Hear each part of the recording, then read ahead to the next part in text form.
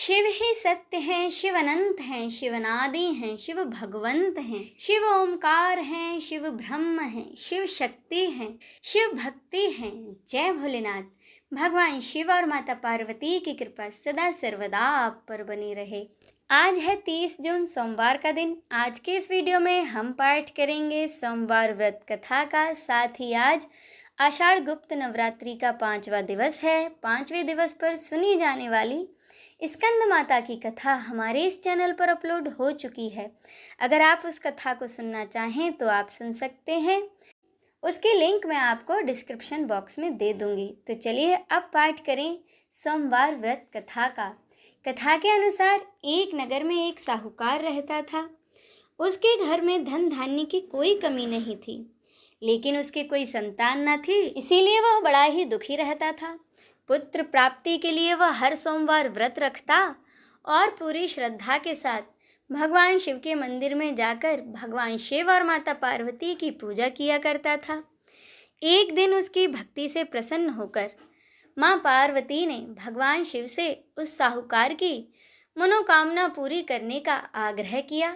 तब भगवान शिव ने कहा, हे पार्वती, इस संसार में हर प्राणी को अपने कर्मों का फल मिलता है और जिसके भाग्य में जो हो उसे भोगना ही पड़ता है। लेकिन माँ पार्वती ने साहूकार की भक्ति का मान रखने के लिए उसकी मनोकामना पूरी करने की इच्छा जताई। माता पार्वती के आग्रह पर भगवान शिव ने साहूकार को पुत्र प्राप्ति का वरदान तो दिया, लेकिन साथ में यह भी कह दिया कि उसके बालक की आयु केवल 12 वर्ष की होगी।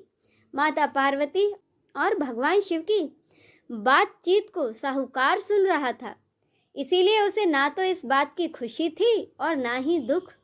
वह पहले की ही तरह भगवान शिव की पूजा करता रहा। कुछ समय के बाद साहूकार के घर में एक पुत्र का जन्म हुआ। जब वह बालक 11 वर्ष का हुआ तो उसे काशी पढ़ने के लिए भेज दिया गया।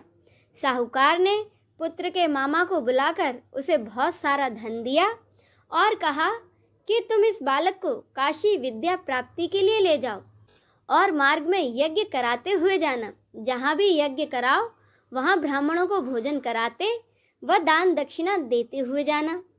दोनों मामा भांजे इसी तरह यज्ञ कराते और ब्राह्मणों को दान दक्षिणा देते हुए काशी की ओर चल पड़े। रात में एक नगर पड़ा जहाँ नगर के राजा की कन्या का विवाह था, लेकिन जिस राजकुमार से उसका विवाह होने वाला था वह एक आंख से काना था। राजकुमार के पिता ने अपने पुत्र के काना होने की बात को छुपाने के लिए एक चाल सोची। साहूकार के पुत्र को देखकर उसके मन में एक विचार आया। उसने सोचा, क्यों ना इस लड़के को दुल्हा बनाकर राजकुमारी से इसका विवाह करा दूं और विवाह के बाद इसको बहुत सारा धन देकर विदा कर दूंगा और राजकुमारी को अपने नगर ले जाऊंगा। इसके बाद उसने लड़के को दूल्हे के वस्त्र पहनाकर राजकुमारी से विवाह करा दिया। लेकिन साहूकार का पुत्र ईमानदार था, उसे यह बात न्याय संगत नहीं लगी। उसने अवसर पाकर राजकुमारी की चुन्नी के पल्ले पर लिखा कि तुम्हारा विवाह तो मेरे साथ हुआ है, लेकिन जिस राजकुमार के साथ तुम्हें भेजा जाएगा वह एक आंख से काना है। मैं तो काशी पढ़ने जा रहा हूँ। जब राजकुमारी ने चुन्नी पर लिखी बातें पढ़ी तो उसने अपने माता पिता को यह बात बताई। राजा ने अपनी पुत्री को विदा नहीं किया, जिससे कि बारात वापस चली गई। दूसरी ओर साहूकार का लड़का और उसका मामा काशी पहुँचे। वहाँ जाकर उन्होंने यज्ञ किया। जिस दिन लड़के की आयु 12 साल की हुई उसी दिन यज्ञ रखा गया। लड़के ने अपने मामा से कहा कि मेरी तबीयत कुछ ठीक नहीं है। मामा ने कहा, ठीक है, तुम अंदर जाकर सो जाओ। शिवजी के वरदान के अनुसार उस बालक के प्राण कुछ समय बाद ही निकल गए। मृत भांजे को देखकर उसके मामा ने विलाप शुरू किया। संयोगवश उसी समय भगवान शिव और माता पार्वती उधर से जा रहे थे। माता पार्वती ने भगवान से कहा कि स्वामी, मुझे इसके रोने के स्वर सहन नहीं हो रहे हैं। आप इस व्यक्ति के कष्ट को अवश्य दूर करें।